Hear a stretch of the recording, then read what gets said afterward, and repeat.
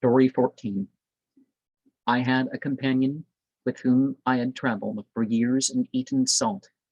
Boundless intimacy subsisted between us, till at last he suffered my mind to be greed for the sake of some paltry gain, and our friendship closed. Despite of and this, however, mutual attachment of heart still subsisted between us, because I heard him one day reciting in an assembly the following two distiches of my composition. When my sweetheart enters smiling sweetly, she adds more salt to my bleeding wound.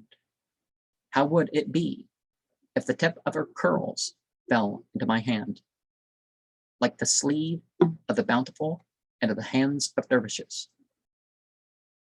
So see, it's not just about wine, women, and song and stuff. It's actually never really about that.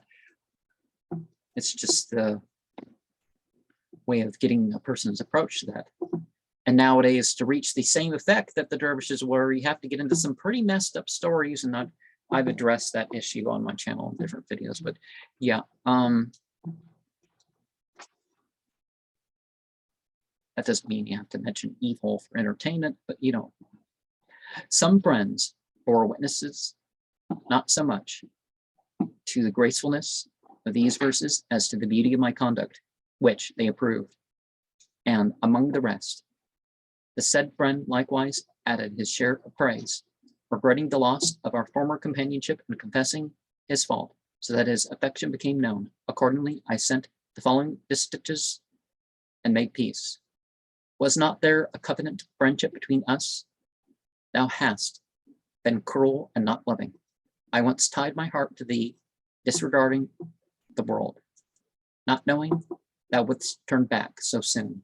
If thou yet desirest conciliation, return, because thou wilt be more beloved than before. Now, I don't mean that a poem is something that has an ending or not or whatever, but you know, translation takes off the style and you know the opening of meaning that perhaps would be there.